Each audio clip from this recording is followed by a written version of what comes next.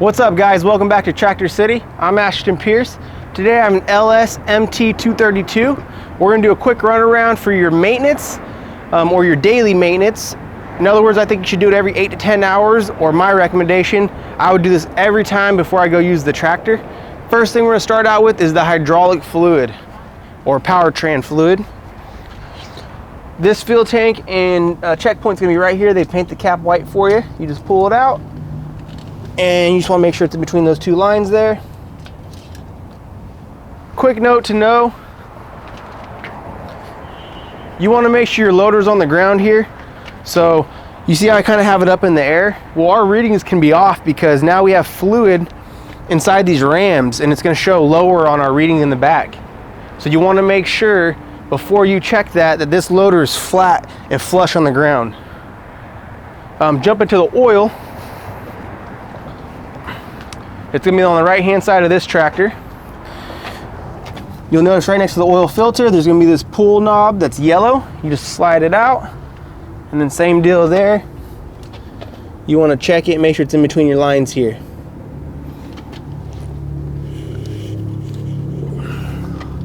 A little note to know, obviously with oil, if you just ran the tractor, the oil's gonna be throughout the engine and it's not gonna sit correctly. So your levels will be different. So just make sure if you ran the tractor, let it sit for a good half hour or so, let everything run down. I like to actually get the tractor hot first and then let it sit for a while so I know for sure all the oil's dripped down, I got accurate levels, okay? So there's our checkpoint. If we need to add oil to it, you gotta open the hood if it's low, right? And you're gonna notice the orange cap right here. It says oil on it. That's gonna be your fill point. So if you need to add oil, you'll fill it there. Coming down right below it, since we're already on this side, here's your fuel filter. This guy has a water separator on it, so if it's got a bunch of water in it, you could dump it right here by twisting it. You also just want to make sure this guy's clean, everything's has no debris and dirt in it. Otherwise, you need to change the fuel in it, okay? Since we're already on this side, we're gonna go next to the axle. This side is not the fill point, it's just the breather cap. It's got a hole in it made to breathe, so when this axle gets hot, it can expand without causing leaks in the seals. We'll go to the other side. That's gonna be where your fill point and your check point is for the axle, which is gear oil, and it's gonna be painted white as well. So you'll pull that off and it has a gauge in there for you. Coming back into the tractor again, we have the radiator here. The cap for it's right on top.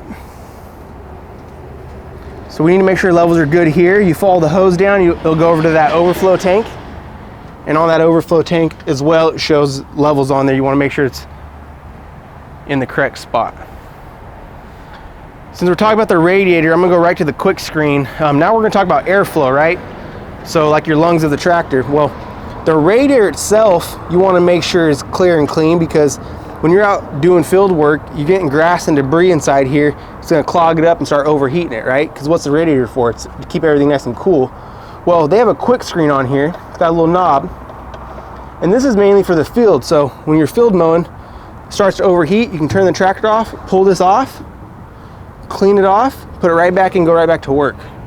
But because we're doing a check, we're probably at the shop and we have our air compressor with us, you wanna pull this guy out, clean it. Also, I recommend blowing out the back where the fan is and actually blowing out the whole entire radiator. So any dirt and grass that went behind this that's stuck in the radiator, you can blow it out as well, right? And make sure it's all nice and clear and clean. So that's number one. And obviously I can't pull the screen all the way out because the loader's down.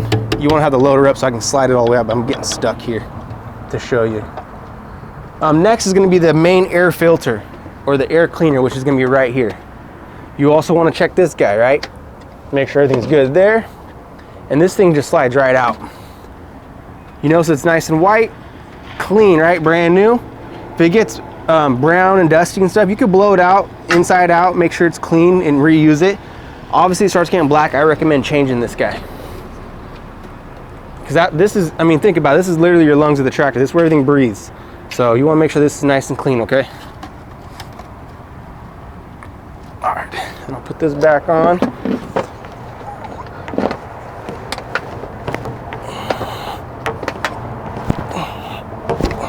Okay, next thing right below there is going to be the battery. So our power source, right? You want to have good connection. You can tell this battery's nice and clean, but underneath here, you want to make sure all these connections here, there's no goop and junk and dirt in there. If there is, same deal. You want to clean that out, okay? So we have good connection with our battery. All right, last but not least is going to be the grease points. The grease points are made because of the metal on metal stuff. So these grease nipples, I recommend getting a battery powered because there's a bunch of grease nipples on here, or grease points. But for example, if you shoot down here, you're going to kind of see, I'm not sure if there's a great recommendation or great example right here because you can't see much, but there's goop in there. When you pump the grease in here, you want to see the goop come out in between here, and then actually right here you can kind of see, I pulled up my finger, right? You see that gump. That means it's getting through there, and you're not going to have metal on metal. It's not going to create a bunch of friction, because if you don't have grease in there, it's going to create so much friction, it's going to start wearing down that metal, and it's going to start warping it, and then you have bigger problems happening, right? So you want to make sure all these grease points on the tractor, loader, all that are all greased up too.